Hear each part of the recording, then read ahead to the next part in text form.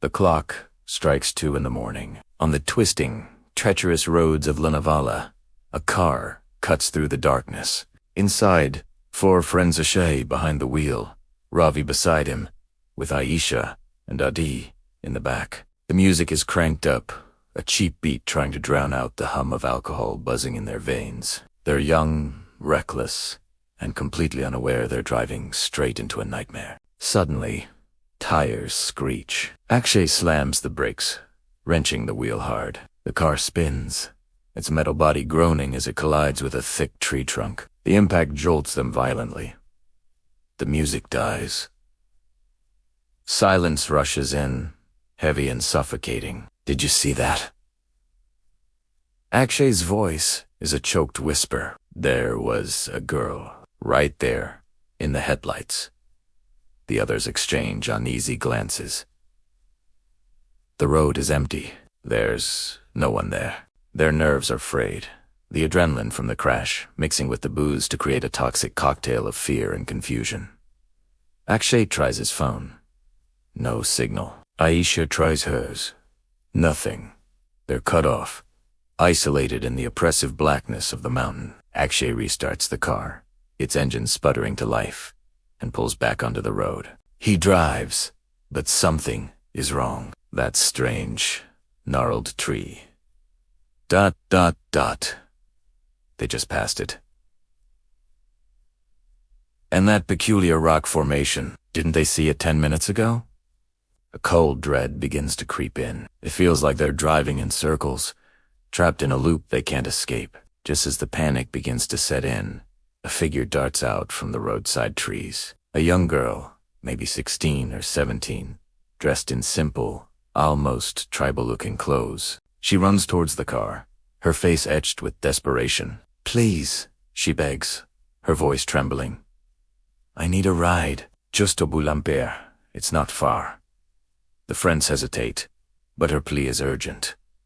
They let her in. As she settles into the back seat, she looks at them with wide, fearful eyes. "You have to be careful," she whispers. "When the Chhalava sets its gaze upon you, you no longer see the world as it is. You only see what it wants you to see." The name hangs in the air, a chilling premonition.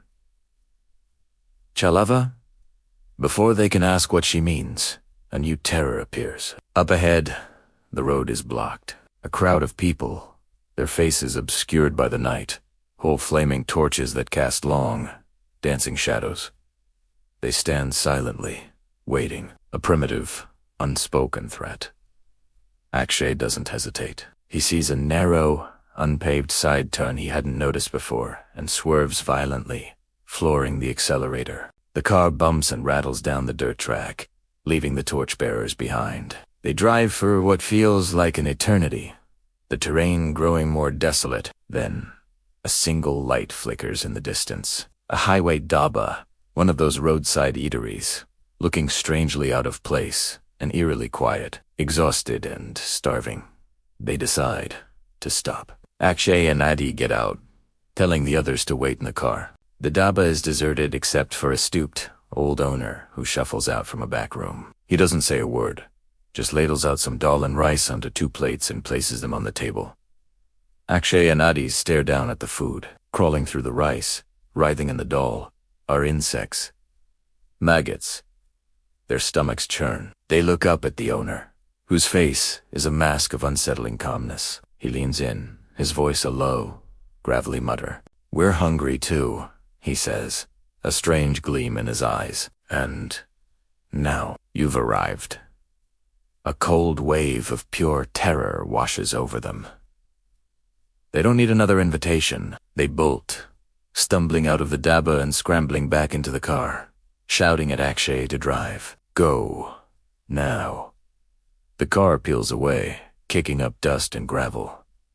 Inside, the atmosphere is turned toxic. Paranoia, sharp and venomous, sinks its teeth into each of them.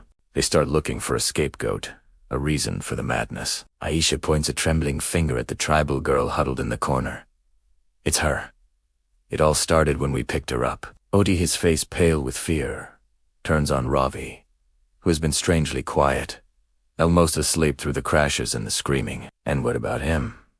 Why hasn't he woken up properly? Is he even really with us?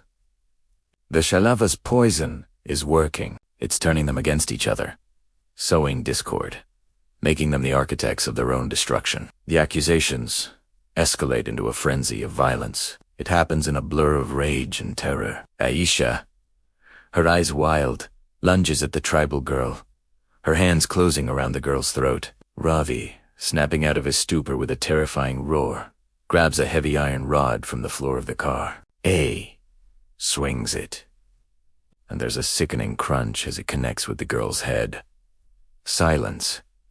They stare at the lifeless body, the horror of what they've done dawning on them. Just then, they see them, the torchbearers, emerging from the trees, closing in.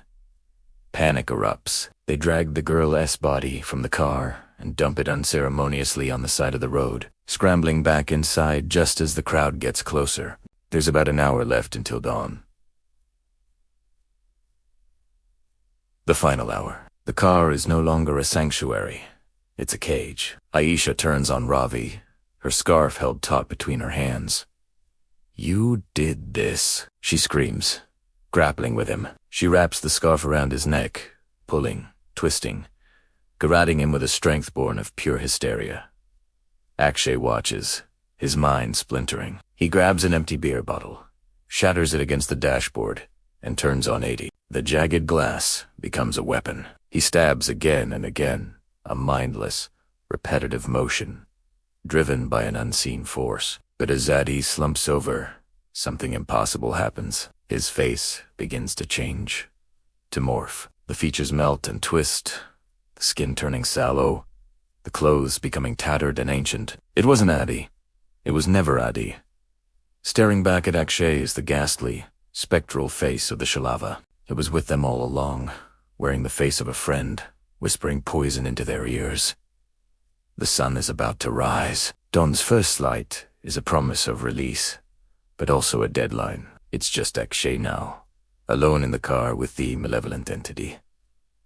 The final showdown has arrived. Can he resist the Chhalava's manipulations for just a few more minutes? If he can hold on until the sun's rays break the horizon, the entity will lose its power, perishing in the light. But if his mind breaks, if he succumbs to the terror before dawn, the Chhalava will claim its final soul, and he will be lost to the darkness forever. The fight for his life and his very soul has begun. Thank you so much for watching. If you enjoyed this story, don't forget to hit that like button. And if you haven't already, please subscribe to the channel and ring the notification bell so you don't miss our next video. We'll see you in the next one.